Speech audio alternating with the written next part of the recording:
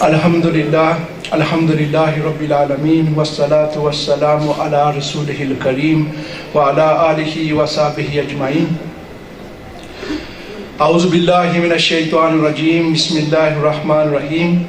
Inna Allaha la yughayyiru ma biqawmin hatta yughayyiru ma bi anfusihim. Sadaqallahul azim.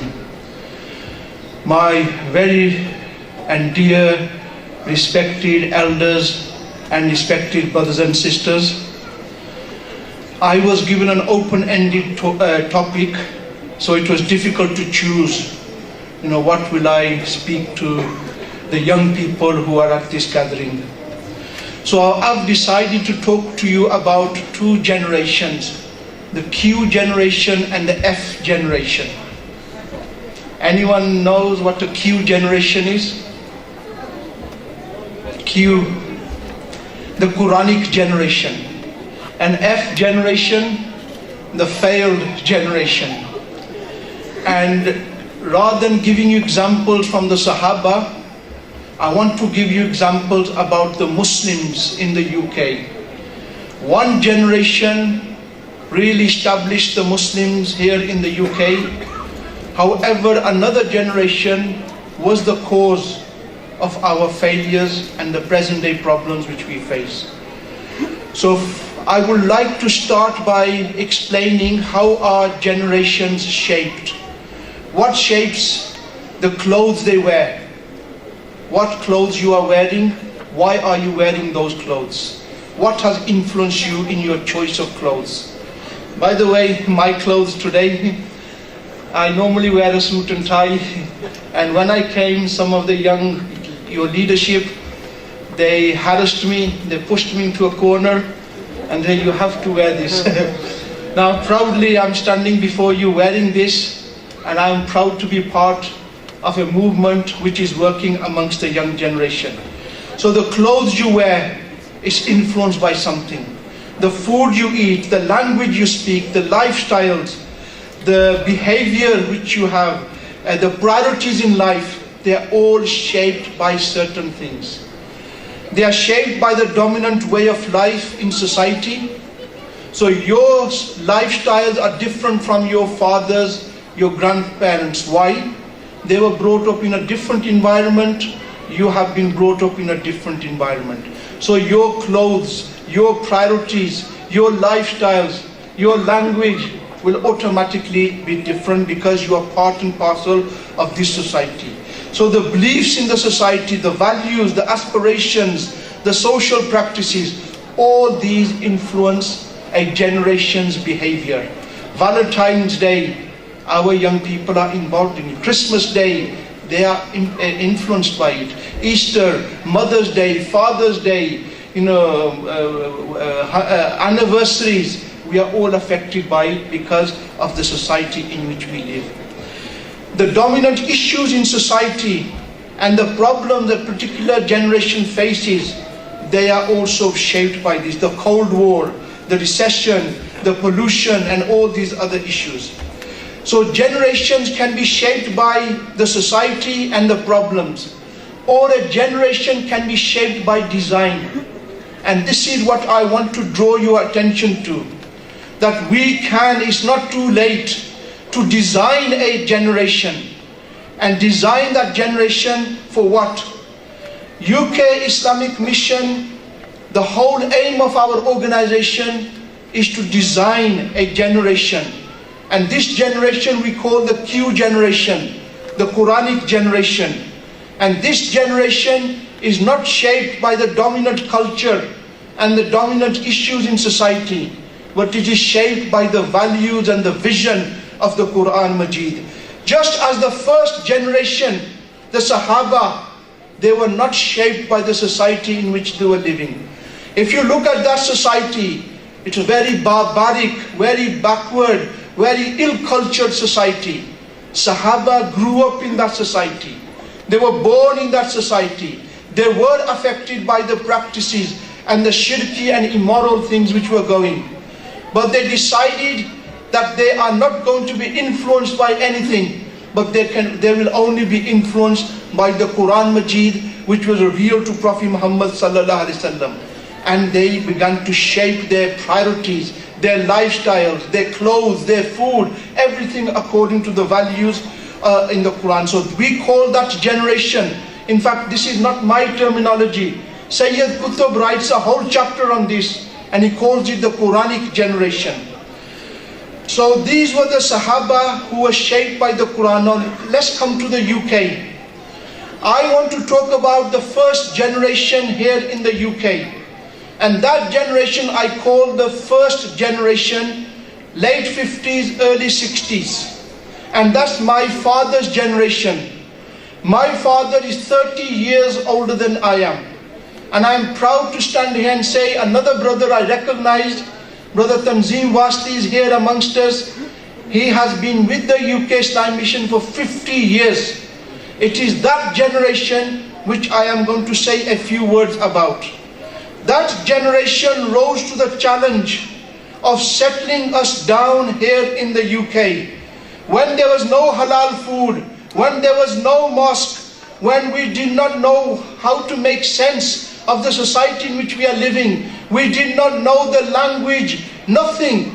They took the challenge and they facilitated us learning the language, establishing basic mechanisms to provide services to cater for the needs of the new community.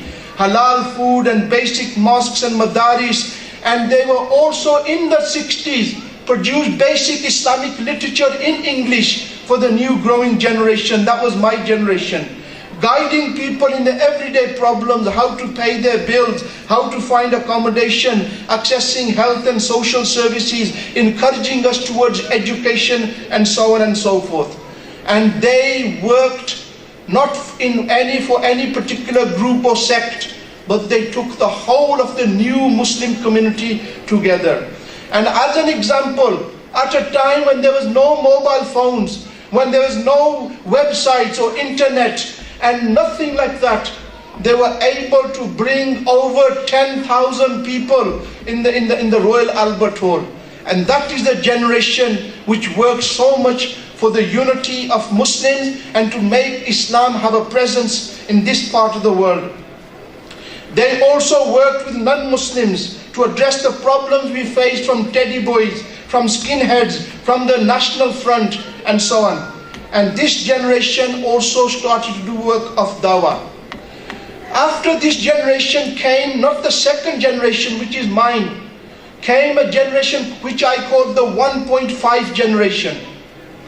That generation is not as old as my fathers and Brother Tanzim Wasti, but they are somewhere about 10-15 years older than me. That generation, I feel, did many positives, but also were the cause of some of the problems which we see Muslims today. Problems started with this generation because they had the basic things done for them. All they did was develop them a little bit more. And this generation I can categorize into a number of groups.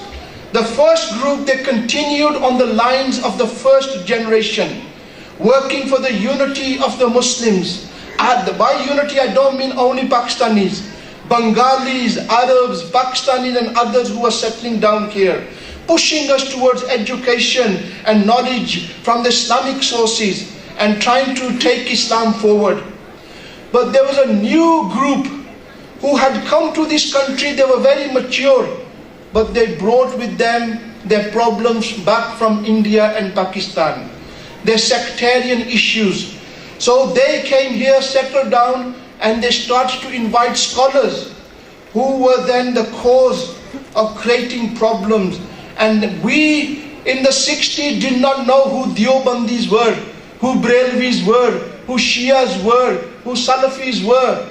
Today I am very surprised that every young active person I see, I'm a Salafi, I'm a Brelvi, and they introduce themselves with this. What happened? It was the late 70s and early 80s that these identities, rather than identity of a Muslim and taking the image of Islam forward to the society, the identities of Deobandism, Brelvism, Shiaism, Salafism, all these started to take roots. Separate mosques started, separate institutions, and created divisions and barriers amongst the Muslims. The consequences were, one part of that 1.5 generation, they produced very educated but secular, I would say, Muslims who are now in as a professional class now, who are now elders here. They are above sectarian differences, and they're engaging in politics, they're engaging in education, in other areas of life, and they're contributing positively, but they do not know much about the deen. This is one group of the generation 20, 30 years which grew up from then. The second group of religious people, they promoted sectarian literature, emphasized differences amongst the Muslims, separate mosques, hair-splitting literature, and even now satellite channels, very, very poisonous, and they are propagating very, very narrow sectarian views. And the third group amongst them, educated professionals, but who are not far from their deen. They are also very close to the Islamic sources, and they continue to work for unity, positive relations between Muslims, and they are the ones who have built the MCB and Forces and all these other organizations to bring the young people from all schools of thought together and to inspire them with the vision of Islam. Now you are either the third, I'm the second generation, you are the third or the 3.5 generation. You have a choice now very clearly. Do you want to follow that group of Muslims who are pushing the Muslims towards division and sectarianism and want to promote a particular view of Islam? Or do you want to be part of that group of Muslims who are very professional, educated, but they do not want to know much about their deen? You have a choice. Or do you want to be part of that generation, which wants to be inspired by the mission of Islam? And this is the generation which the UK Islamic Mission is working hard to prepare and develop. We want to design and prepare and build this new generation and guiding them into a unique direction. The direction which the Sahaba took. They rebelled against their society. They rebelled against the gods of their society, against the culture of their society, and they took humanity in a new direction. We want to prepare a generation which is above sectarianism, which are not only Muslims in ritualistic part-time Muslims, limited to a few rituals and a few do's and don'ts, but who live by Islam, whether they're at home, whether they're in the mosque, whether in the job workplace, or wherever they are. They want to serve Allah wherever. God is everywhere, not only in the mosque. They want to live and die for Islam. This is the type of generation which we want to develop and shape, who are shaped by the Quran Majid. Now if you look at generations, there are some generations which have made things happen. And it's very clear in history. We see the Sahaba, nobody wanted to know the Arabs. They were so uncultured, barbaric people. But the Sahaba said, we are going to change this situation. Through the Quran Majid and the values and the morals and the teachings of the Quran and the Sunnah of the Prophet ﷺ, they made things happen. They established the roots of a new civilization. And they were able to provide leadership to mankind. So that there are generations which make things happen, good or bad. Here when we came in the 50s and 60s, there was an English-British generation which took the whole society to where we are today, towards immorality, shamelessness, alcohol and drugs. That were the hippie movements and the other movements which grew, and they pushed everyone in that direction. Rock and roll culture, and that then became so widespread that every generation after that began to follow and develop that further.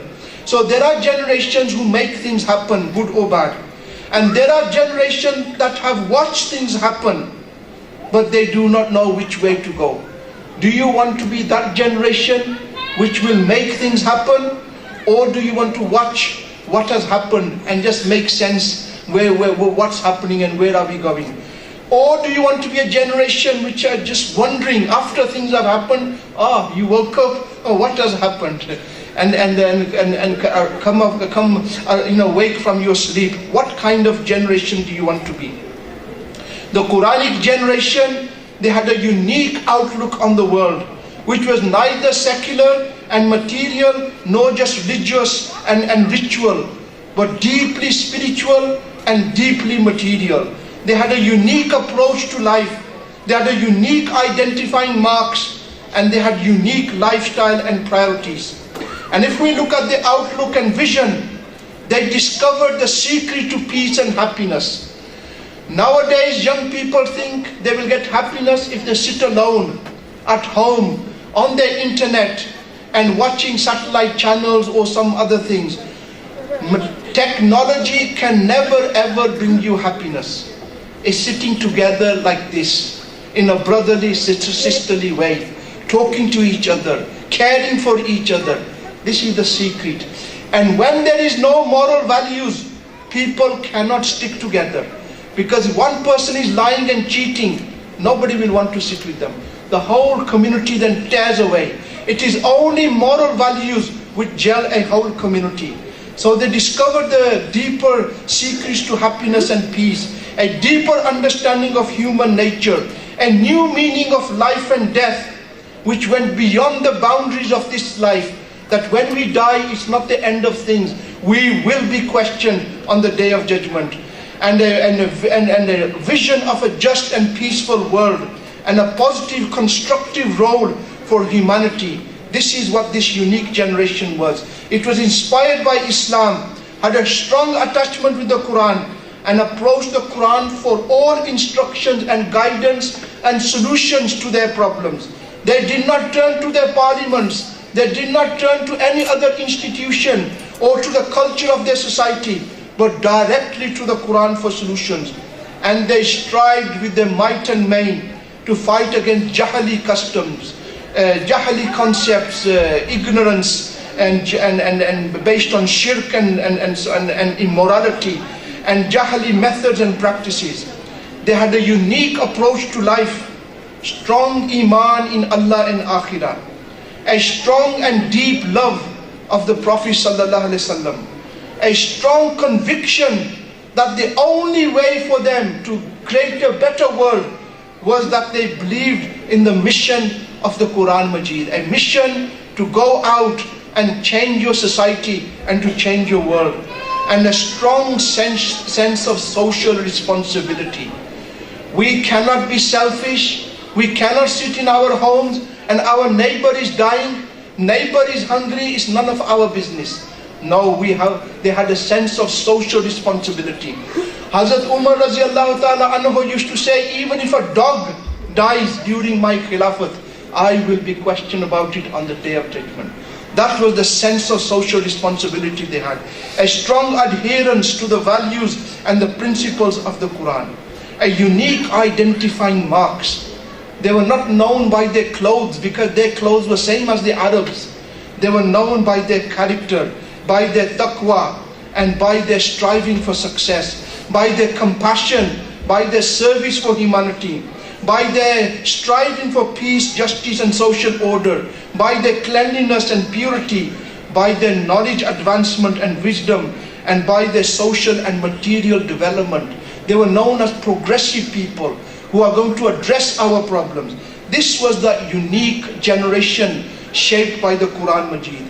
They had a unique lifestyle, a lifestyle which was in which God was the center. So ibadat was very central to their lifestyle.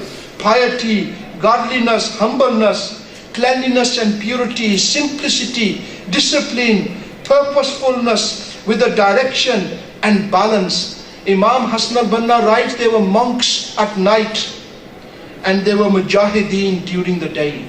You know, the spirituality and striving, that balance was there. So this new Quranic generation, we must prepare again. Same Quran we have today, which the Sahaba had. And the Quran is eternal. for all people, for all times. We must use that Quran Majid and shape a new Quranic generation. And this Quranic generation must come forward with the vision, same vision as the early first generation, striving not to divide the Ummah, but striving to unite the Ummah. And if you look at UK Islamic Mission, wherever we have gone, whatever we have done over the last 50 years, we have central to our work is to bring the Muslims together on the same platform. We were a force behind MCB. We were a force against a lot of the good things which have happened to unite the people. So we want this generation to come forward and put an end to these false labels which we have borrowed from other countries and the periods of the times of our Jahiliyat. We want to unite the Ummah, inspire the Ummah with a new hope and a new vision. And we want to not only talk about Islam, but one by one try to address all the practical problems which we face. And generation that wants to reach out to society, not to isolate ourselves, segregate ourselves, and present a new framework based on the Quran as a solution to our society. My respected brothers and sisters, I am finishing in 1 or 2 minutes time. Please keep this in mind. It is the need of the hour. Today the world is out of order. We can see a lot of infrastructure and we see roads and bridges and systems, but man is dominating man, nation is dominating nation, and there is great oppression and breakdown of law and order. The mighty nations are not accountable to anyone. The world is out of order. Glamour and glitter on the outside, but shamelessness, exploitation and oppression, injustices and miseries in the inside. Might is right is the rule today. Dominant powerful nations and big multinational and transnational companies and corporations, they dominate our language, our culture, politics, economics and everything else. There is no platform for the weak people, for the oppressed to make themselves heard. When is this new generation going to come forward who is going to change the course of history again, just like the Sahaba? And I am appealing to you. You are the 2.5 generation which is growing up here. You have a choice. You can either continue in the same steps of division after division after division and infighting, or you can rise to the challenge and say, enough is enough. We are going to unite these 2 million Muslims in this land, and we are going to inspire them, enthuse them with the message of and the vision of Islam. And we are going to change the world, not only Britain, but we are going to change the Europe and the world and lead mankind out of this new Jahiliyat and new darkness and this immersion in materialism and give them a new hope and a new vision. My appeal to you is come forward. You've got nothing to lose but success in this world and success in the world hereafter. We are desperate for young people to come forward and join us. We need fresh blood. We need new talents. We need new enthusiasm. There is no time to wait. There is no time to waste. Come forward, help us in this cause, and inshallah, within your generation, you will see Islam no longer being disrespected in society. No longer will anybody make fun of the Prophet ﷺ. No longer will Muslims be looked at down, but Muslims will be looked with dignity. Your generation can make that difference, and I appeal to you to come forward. It's time for action and not time to sit around and just discuss issues. May Allah help us to establish Islam in this part of the world and help us to lead mankind out of darkness into light. Jazakallah khairan.